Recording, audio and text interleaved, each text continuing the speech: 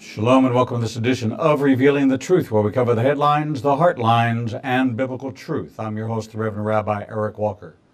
Karl Marx, Charles Darwin, Galileo Galilei, Sigmund Freud, Voltaire, and Joseph Campbell each challenged traditional Christian worldviews.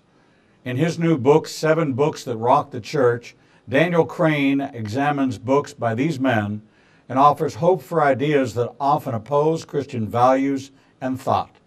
He encourages us to develop the ability to interact with new and possibly dangerous ideas that stand between faith and reason.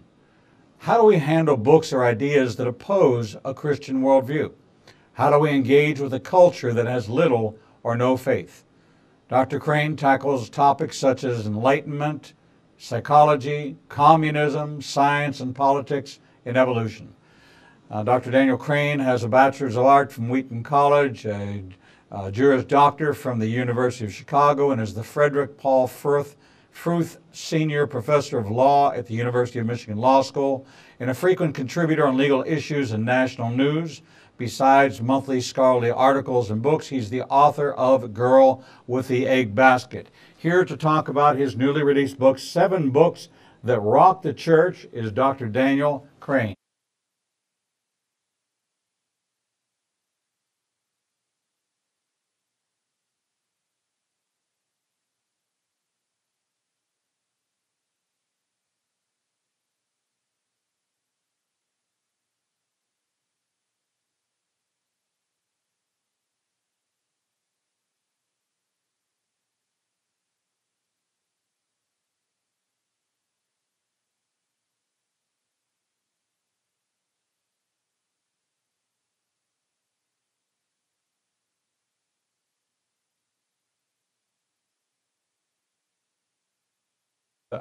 I believe that you have tackled some of the hottest issues: socialism, communism, evolution, the Enlightenment period, where all of us, universalism, all of these things, and saying, here's 7, and I want to call them taboo, topical areas that the church no longer addresses, nor does it equip its congregants to address.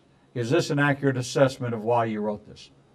That's right, Eric. I wrote this book because of the conviction that over the course of its 2,000-year history, the church has often had a very unfortunate reaction to books that upset Christian theology or Christian doctrines. And really from the earliest church period until the contemporary church, the church has often, I think, been counterproductive in the way in which it reacted to ideas that challenge Christian beliefs and doctrines. So this book was an effort to look inside of 7 particular books from the 2nd century to the 20th century that in many ways provoked deeply Christian reactions and beliefs, and to understand what the controversy was all about in each case, and ultimately ask the question, how could we do better next time in thinking about addressing the next book that comes up that will challenge Christian beliefs?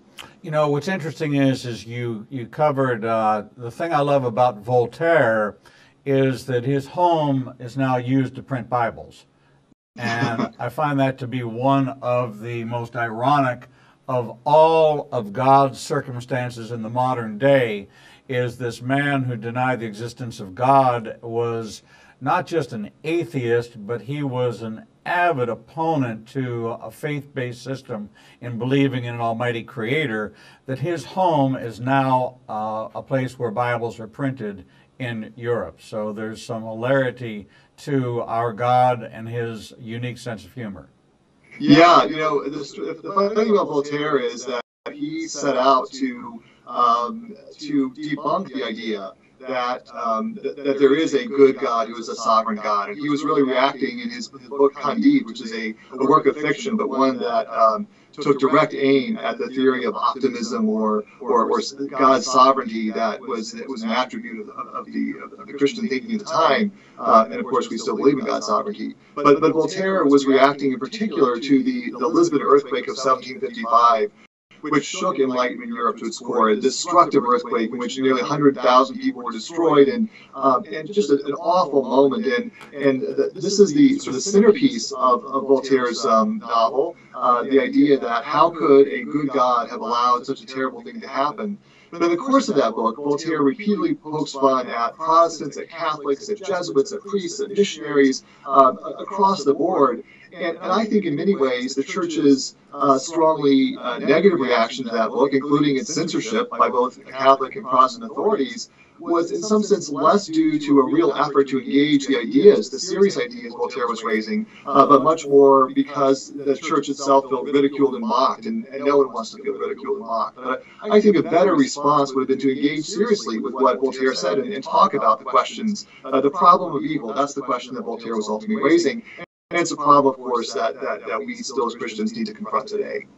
You know, it's quite interesting that I'm a first post-Holocaust generation. I look at the book burnings that went on during the rise of the Hitler regime and how our sacred texts were handled, how the Talmud was handled, how the Torah was handled, how our scrolls were taken into captivity and burned. And we thought that that was an atrocity, but Christianity itself has had its share of book burnings and its share of censorship. And this dialogue in defense of a controversial, and I emphasize the controversial Jew at the center of it from 2,000 years ago, was to provoke a full argumentative defense for your faith. And he was able to stand up against Jesus, was able to stand up against the established way of thinking, and said, look, I'm not changing a single word that my father said. I am reframing it in a way in which it can be easily applied and understood. Should we not approach those naysayers, those who would stand against the faith, in the same way? And the same way in law, you use a plaintiff or defendant's words against them. Why not replay back to them in a manner in which says that you are educated, informed, and you understand that Marxism, communism, all of these things that were once such taboo thoughts that created McCarthyism and all this, is now raising its head up again in the form of this 20% that are standing with Bernie Sanders that are full-blown into a socialist, which is nothing more than the infrastructure of communism, if you will. Right. Yeah, I think since it's even worse than that. Recent polling data suggests that a majority of Gen Xers have a positive view of socialism and a negative view of capitalism. They almost have no recollection at all of the atrocities committed by Stalin or under communist regimes around the world. And so there's a way in which sort of communist ideas are sort of hip or cool again. And I think that the current generation has simply forgotten what it was like for example, the church behind the Iron Curtain to deal daily with persecution. So part of my challenge in addressing Marx in my book, of course, is not to try to resurrect Marxist thinking. Marxist thinking is still very much with us, but it's to say, how does the church respond in a constructive way to the things that Marx said, particularly the things Marx said about Christianity? Because, of course, Marx's idea was that Christianity or religion was the opiate of the masses, that Christianity was a thing that sort of dulled the masses into a sense of lethargy, in which it would stop them from rising up and asserting their rights. And I think it's not sufficient simply to dismiss Marx's ideas. I think we need to engage seriously with the ways in which Christians need to have a response to the real social evils that Marx was pointing to. You know, when we take a look at the application of your concept, and especially in the case of Marx, is that as we're watching Christianity divide, and let's take a Nancy Pelosi. Here is a practicing Catholic who is pro-choice, and who is pro LGBT rights, and who is pro universal health care, universal college education, universal this, universal that, very much along the Marxist playbook. So here you have this self-professed Catholic, which the debate as to whether Catholics are Christian is a ridiculous debate. It says if you believe with your heart and profess with your mouth that Jesus is Lord, that you will be saved. It doesn't talk about religion. That's a religion that's man-made. That's out of the picture. But this is something that the mixed message is a foundation of confusion, which unless you line up with the party line, you can be a double-minded person, and the Bible warns us greatly against that. Mm-hmm. But we're seeing that this is what's happening with the Western United States in the area of Christianity, is they do not have a defense for this advancement of Marxist theology, and therefore are buying into it and not able to defend their faith and stand firm on the Word of God. In your book, you give, not only do you paint the picture of the Karl Marx, of the Charles Darwin, of the Galileo, of the Sigmund Freud, of the Voltaire, but you also propose arguments and defenses for our biblical worldview in regards to their position. I think the most common universal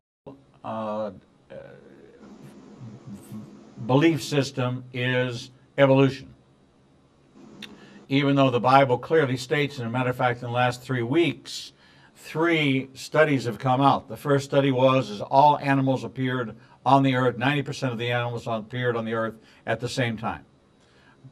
Number 2, that Sodom and Gomorrah were actually, in fact, destroyed by something that fell from the heavens.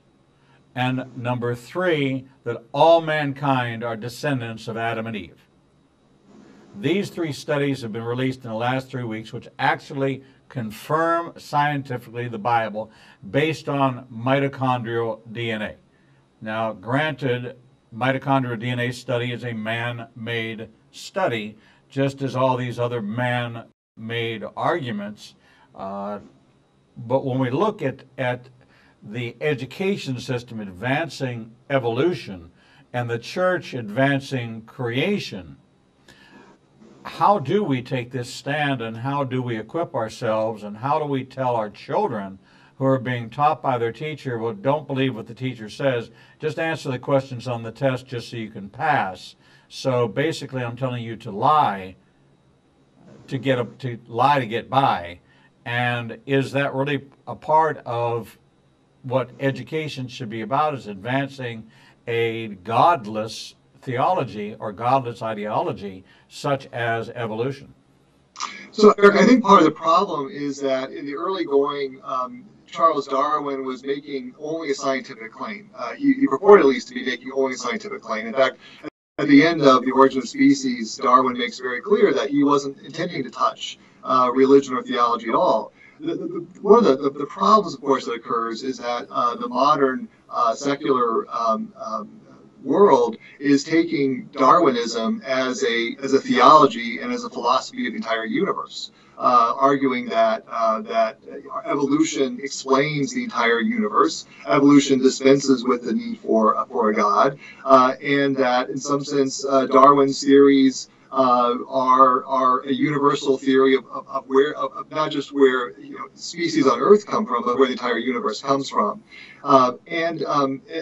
But I think the church in many ways has played into that by arguing from the earliest days that if any aspect of evolution were proved to be true, this would actually disprove the Bible as true. And I think that was a needless clash. I mean, Christians have a wide range of views about what it means, what the Bible means by God creating man and creating the earth. And I think it was an error for us to come out swinging at the sort of the scientific claims of Darwinism as though they are necessarily inconsistent with a reading of the Bible. I think that there are many things in Darwin that were wrong, but certainly some things in Darwin, some scientific things in Darwin that were true.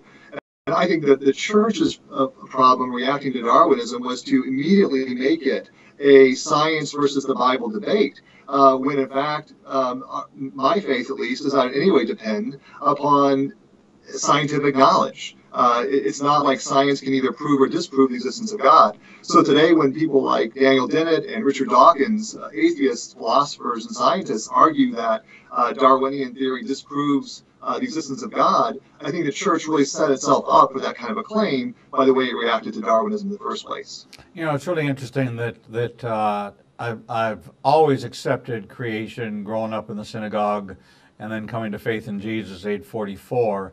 But I also believe that there was adaptive evolution, that species adapted environmentally as the environment changed and shifted. And we've seen that. We've seen that with shorter legs of sheep on the sides of mountains. We see longer legs of certain animals to reach. We see the ability to introduce something into their diet that might have originally been poisonous, but they found ways through, for example, a camel and their saliva has the ability to remove the poisons from certain foods. This was not always the case. This was over time because this plant species in the region changed as there was migration, as man settled into areas and the environment in which the habitat changed, animals changed as well. And so I don't refute that at all. I don't think that anybody that has watched over the course of the years the change in animals can refute that.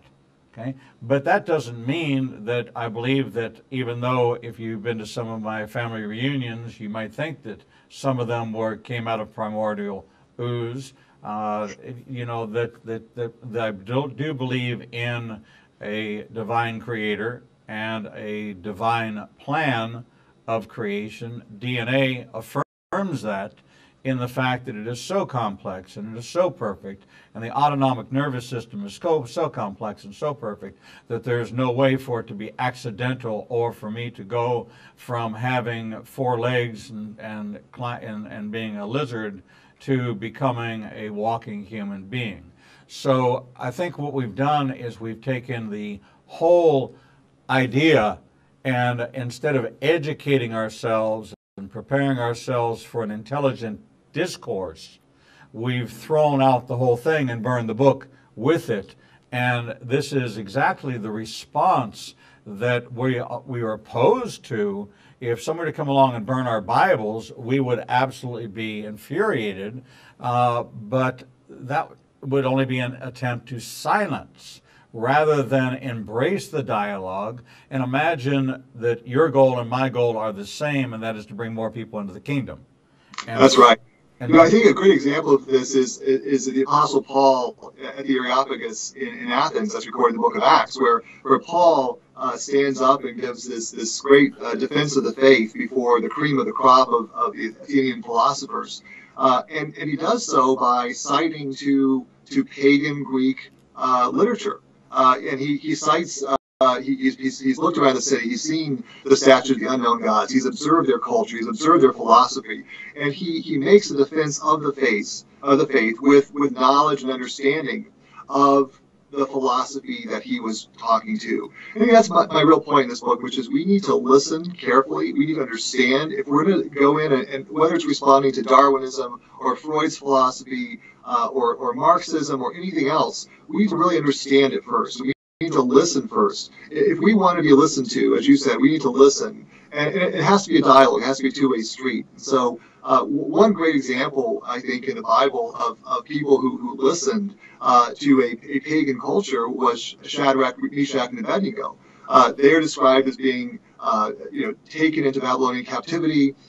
They are put to studying the wisdom and literature of the Babylonians. That corpus of knowledge was deeply pagan and ungodly. This was sorcery. This was divination. It was astrology. It was Babylonian mythology. Lots of the tales were very bawdy, and yet they're described as, after having come through the study, as being examined by the king and found to have been wiser than any of the other students who've been studying the same material. And so I think God really used even their study of material that was deeply in error to make them wiser. And that's my call to us today, which is, I think the church has, over the course of its history, often fallen into the trap of not listening and reacting in a knee-jerk kind of way, and thinking that anything that is an error or challenges Christian belief needs to be suppressed, needs to be derided, needs to be just rejected, as opposed to listening to it and learning from it how better to defend the faith. We're talking with Dr. Daniel Crane, author of 7 books that rocked the church, taking on the concept and the notion that rather than standing up and absolutely condemning every part of Karl Marx's writing, every part of Voltaire, every part of Freud, every part of Darwin, is to actually examine the argument and build a defense that's going to allow you to engage with those, and especially for those that are coming out of college who have actually read these books as part of their university assignments. You and I may not have Karl Marx's writings on our bookshelf, but they are being read in the college and the universities today, and therefore we have a generation and several generations that have come out who have looked at these arguments of Darwin, of Karl Marx, of Freud, and come away with feeling that they have questions that they need answers to, and their parents are not in a position to defend the faith, and therefore they are out there searching for relevance and meaning. We're talking about millennials, we're talking about college students today, and we are truly ill-equipped to enter into an argument or dialogue and actually defend our faith against the philosophies that are being advanced by these 7 books and many others. And I think the challenge that Daniel Crane has brought before us is a valid one. Are we prepared to defend our faith? Are we prepared at the Christmas table, at the Thanksgiving table, at the family event, when our college student, our senior, is home and they've just finished their literature class, fourth year of literature, and they're taking on the writings of Voltaire, both in their literature and in their philosophy class, and they now know of his writings, his writing style, and his theology, and they bring up the question, how can a good God kill 1 million people in the plague? How could 6 million people die? And your response is the standard response is, well, we're in a fallen world and there's evil in the world and man is evil and that's just how it is not a sufficient and in-depth enough answer to fill the searching mind, the really deep thinker who wants a true defense, and now you have the opportunity to have that in your hands. We're going to take a short break, and when we come back, we're going to dig into more about Sigmund Freud, about Voltaire, and some of the theories that they espoused and what some of the responses need to be in order for you to be a defender of the faith and advance the kingdom of God. We'll be right back with Daniel Crane. Shalom, I'm the Reverend Rabbi Eric Walker, and I've got a question for you. What do you think they're doing with your DNA? Oh, you know that 23andMe kit that you sent off and you got back that report that told you you were Irish, you were French, you were Jewish? Wonder who's interested in that information. It's not like you've sent it off to a database with millions of other people and they can steal your identity, and who would really be interested in that information other than you? Well, maybe your friends and family, but there's one, yes, one who is so interested in your DNA that it would be something that would make you afraid, and that is Satan himself. Why would Satan be interested in your DNA? Because there is a Y chromosome marker that determines whether or not you are in the line of Aaron. That's right, the biblical line of Aaron the priest. That's because if the priesthood comes back and the high priest takes his role as the head of the Sanhedrin, they will be the ones to call for the return of Jesus. Well, what can they do with your DNA? Well, there are 40 plus countries weaponizing DNA today. And imagine if Satan could weaponize your DNA and use that Y chromosome marker to take out the line of the high priest, then Jesus doesn't come back. That is the plot behind the best-selling book, The Codus, now out in second edition on Kindle, $2.99, also available in paperback. This is a biblical thriller beyond comparison that's going to take you on an incredible journey to understand what they could do with your DNA. I also want to encourage you to visit our website, ignitinganation.com, and click on special offers. There you're going to find the yellow cover of this book, The 7 Laws of Abundant Living, Lessons Learned from the Tree of Life. We're going to take you on a journey in the Garden of Eden to the seed, the ground, all the way out to the fruit that reveals things of the natural that God is trying to reveal supernatural truths. Contained within these pages are 7 laws and 7 lessons within each law. They're going to take you on an incredible journey of understanding about the life you live and the fruit you bear.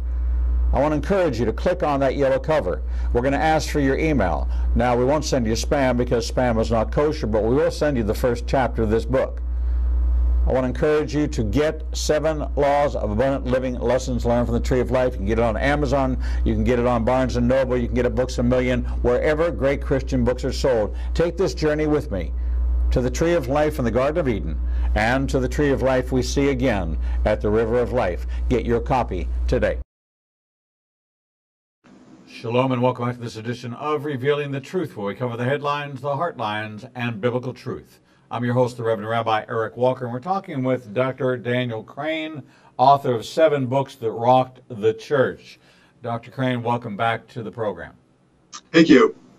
It's interesting. You are a law professor at the University of Michigan Law School, and I know that in their curriculum in law school, Socratic argument and defense of the faith is not really on the roster of courses you need to get your law degree. But you did teach this, and how did this all evolve for you? So 2 things. One is I do in my classes in the law school try to bring in a Christian perspective when it's appropriate. I do think it's important for all professors not to use the classroom lectern as a personal bully pulpit to indoctrinate students with your personal point of view, and I try to respect those boundaries, even though, of course, not everyone does. But I do think it's important for law students to understand the Christian backdrop of the common law of the American Constitution. You can't make sense of lots of our doctrines and our traditions, even to be a good lawyer today. Even if you're an atheist, you can't make sense of it without having some understanding of Christian assumptions. So I do try to just educate my students from time to time on Christian, the Christian backdrop of the things we're talking about. I recently taught a contracts course where I talk from one of the parables of Jesus as an illustration of a concept. But I'm also willing to talk from pagan mythology or other things as well. But this particular book came out of my teaching an adult Sunday school class at Knox Presbyterian Church in Ann Arbor, where my family attends. I have taught a number of classes, adult Sunday school classes, and I thought about teaching a class that would really look at books that people in the church may have heard about and may have encountered at some point during their education, but didn't really know, and they knew these were controversial books, but didn't really understand what the controversy was all about or had a vague idea of it. So I started looking in depth at a series of books over the course of Christian history that the church really found troublesome, that reacted to, that often tried to censor if it had the power to censor, or condemn the author in some way, or made a personal attack against the author.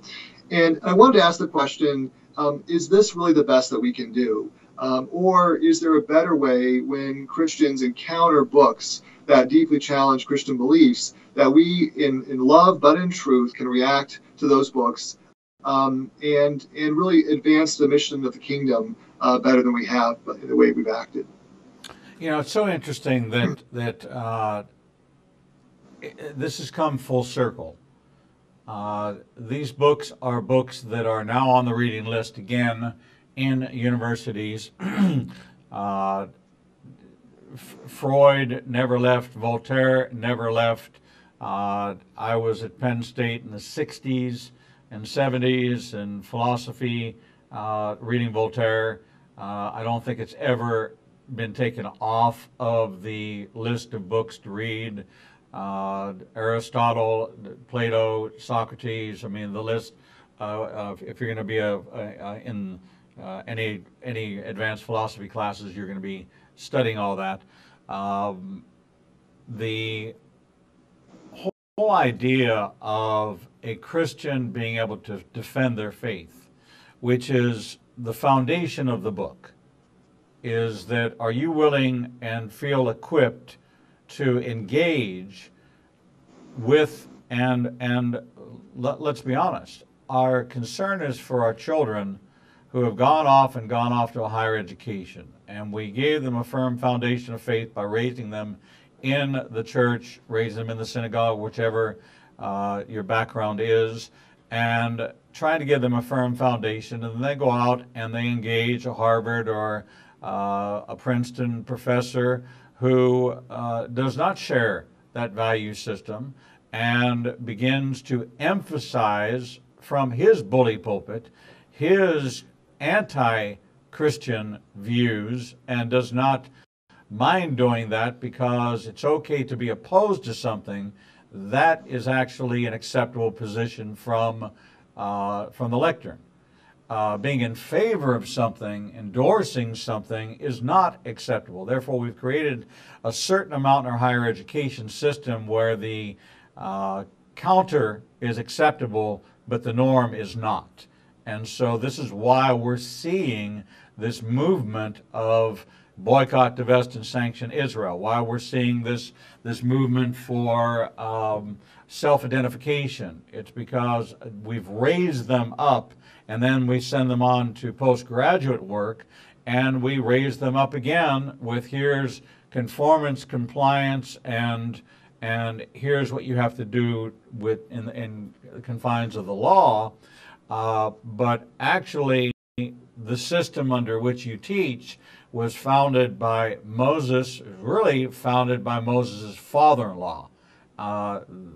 That's where our current judicial system was created, by Moses' father-in-law. He said one judge is too many. You need a Supreme Court justice, and you need a lower court system, and for tens, for hundreds, for thousands. And so we have a court system within our counties, within our cities, within our states, within our federal government, all set up based on the way that Moses' father-in-law recommended that structure, and it expanded by God from there. And it's hard to argue that when you take a look at the scriptures, and you take a look at our state House of Representatives, you take a look at our Senate, you take a look at our judicial system, that it isn't exactly the model that was given to us, only expanded and added to, but those are the foundational stones. Hard for you to be able to go into the lectern and state that what I'm going to teach you is the Mosaic system of law, when in fact you are not teaching the Mosaic system of law, you're teaching the American system of law, but you can allude to the foundation of it. So we have this interesting dynamic. I can tell you what you can be against, but I cannot advance an ideology. I can only tell you about counter to the ideologies that are out there in order to promote you to be a creative thinker.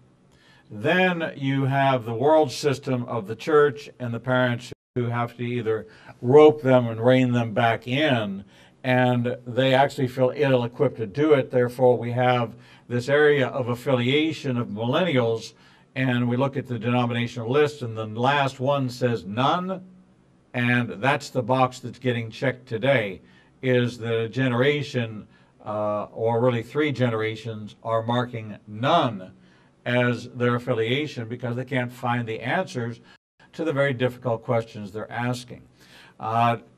Sigmund Freud saw a belief in God as misguided and deluded. And he's the father of modern psychiatry in America today. how did we embrace this? How do we use it? And how is it still taught in this same manner? And how do we counter that when Freud is so universally accepted? So it's interesting about Freud. I think one of the ways to think about the church's reaction to Freud is that we both overreacted and didn't react enough.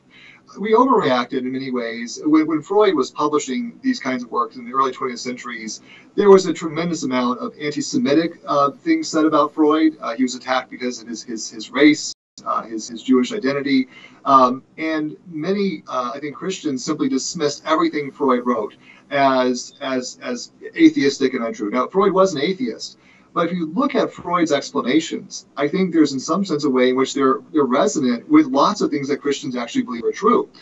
Freud, for example, described a belief in religion as a reaction to this vulnerability we all experience at the loss of our protective father. So of course, Freud's idea was that we initially we latch onto our father figures because of the need for protection, and so he sort of imagined the illusion that is religion as the creation of an alternative security blanket for ourselves. And I think Freud got it basically right as to most of the world religions. What is idolatry but the effort by man to create a security blanket for himself, as opposed to trusting in the true God? So I take lots of what Freud describes as actually being a true description of the practice of idolatry, the practice of man creating a God for himself. Freud's problem was that he made that absolute as to all beliefs in God, as opposed to recognizing that the search for the true God does not fall into that category. So there were Christians who actually, I think, had a positive dialogue with Freud, not accepting by any means everything he said, which of course is impossible to do as a Christian, but saying, it's not that I want to throw out everything you're doing. I think in many ways you're describing accurately the fallen human condition. You're describing accurately the human need for a protector and the human effort to create this father figure as a protector. And if you could simply then understand that those things were realized in Jesus Christ as the true protector, as the true savior of the human race, most of what you say could actually also be true.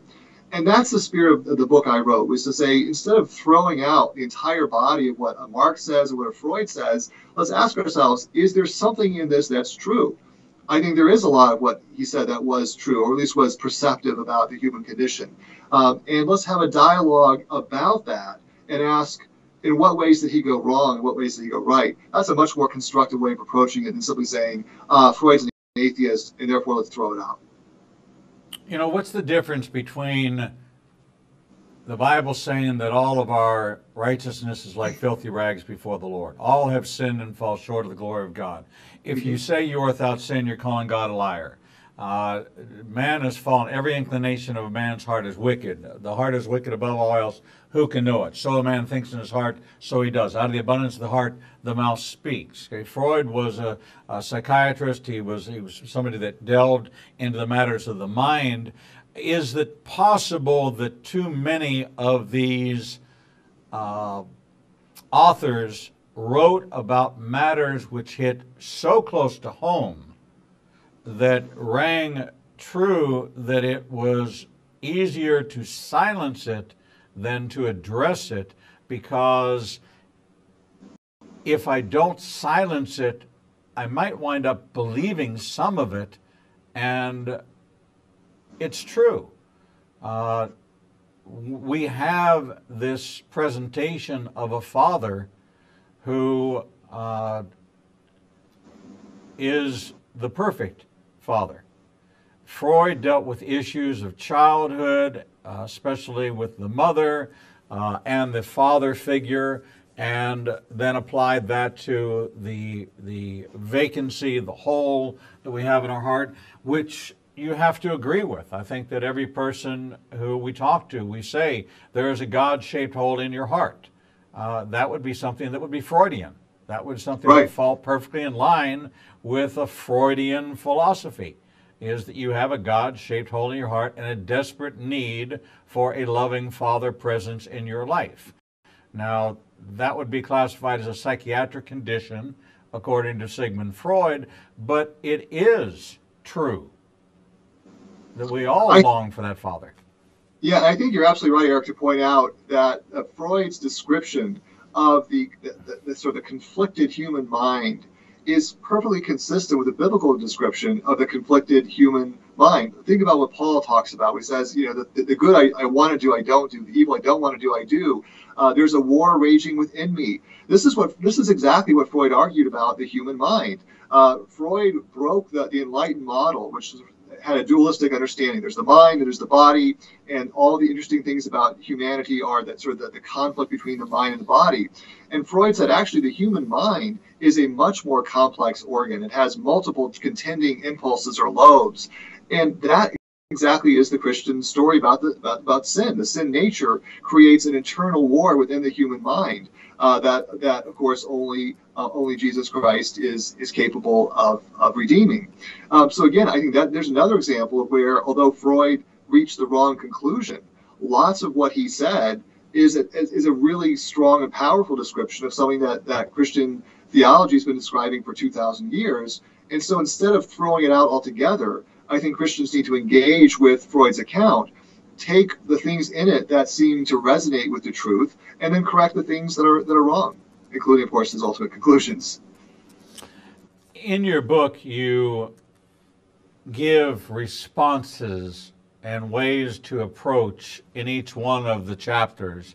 What was the methodology? It's fairly uniform from chapter to chapter, from book to book, and how you approach this. What was your approach to how to structure a response to this?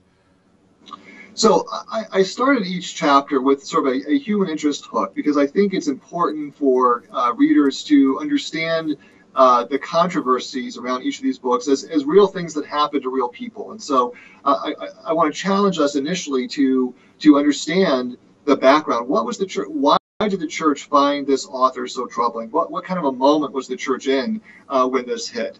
And then also to try to understand at a less than or sort of deeper level, what was the conflict all about?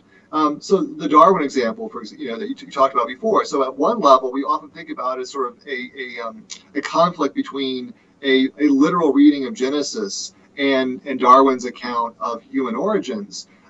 I think the much more troubling accounts concern things that are less obvious, things like what this says about the nature of man and what this says about the nature of God. And so part of my challenge is to sort of ask us to think more than just a superficial level about where the real conflict is. And then as we look forward, the challenge is always to think about what's a thing that the Christian can say in response to this, not just to throw it all out. And there are works that we can just throw out altogether, works that are malicious, works that are lewd or bawdy. The Bible does talk about keeping our minds free from certain kinds of influences. We should do that. But I think that these 7 books in particular are all ones that challenge the mind. And the question is, what are the things in these books that we can take away as being helpful to understanding better our own faith and the fact that the world around us is God's creation. In the book of Romans, Paul talks about God's revelation is there to be discerned from nature, and there's a whole natural law tradition in Christian thinking that says God's truth can be understood simply through the exercise of observation and right reason. And so we can encounter authors who are not Christian, but who have nonetheless had the ability to teach us things about the world God's created, and through the exercise of God's the reason God's given us, we can actually discover truth, even if the book is fundamentally in error. Does this require a seasoned believer with a strong, firm foundation in Scripture to be able to tackle this? And is this something that should be taught in adult Sunday school classes so that the body, the elder body, is equipped to take on the younger body in addressing these probative questions that they have, that they may not even feel comfortable in voicing because there is no dialogue going on? It's either hardline, mainstream, and canned answers, as opposed to intelligently formulated responses to legitimate questions contained in valuable pieces of literature that exist. I think you're absolutely right, Eric, that it's important that any source of controversy that we examine is done on an age-appropriate, maturity-appropriate basis. And there are certainly books that I would not have my children read until they're sufficiently mature. And that's obviously something within the church we need to talk to as well. If this person is a new Christian, we may not throw them to Voltaire right away. There are many other things they should probably read first. But I do think that there's a way in which the church needs to nurture a culture within the body that says, okay, when the next new thing comes up, the next challenging idea, how are we going to engage that? And let's engage it through deliberation. Let's engage it by reading and listening. And let's engage it by asking hard questions of ourselves. Questions about, have we been blind to some things? Are there things that even a book that we think is wrong fundamentally should show us that we need to understand better, or we've not responded to well? At the end of my book, for each of the chapters, I have some discussion questions that are intended to sort of guide a group discussion. That could be in a church, that could be in a Christian education class somewhere, could be in a small group. But they're intended to sort of serve as the starting place for discussion about the 7 books that I talk about in my book. But also the kinds of questions that I would hope that in the future we would ask of ourselves when the next controversy hits, whether it's a book or an idea or a politician's statement of some kind. Instead of simply saying, let's react, let's get on the defensive, let's go after this person, ask the question, okay, maybe they're wrong, and maybe they're wrong in a way that's actually not intended very nicely to us. But what can we learn from them? And the bottom line is that we as Christians do not need to be afraid of ideas that are provocative. If we have a strong belief that all truth is God's truth, and that God is sovereign in the world, and He's given us reason, then we don't need to be afraid that any idea that'll come along will disprove the Bible or prove that God is not true. I mean, that's not going to happen. And so we, I think, need to approach these provocative ideas with a spirit of openness, of fairness, and of boldness, one that says, we're not afraid. It's not that we're going to shut you out, but we're not afraid what you have to say. What do you have to say? Let's listen to it. Let's talk about it. Let's test it. Lots of these books I looked at, there are plenty of things that the average Christian should be able to read and say, but that's just wrong. I mean, it's not that I'm going to not listen to it, but I'm going to read it and tell you exactly why that's not right. That's a much more constructive approach than simply shutting it down.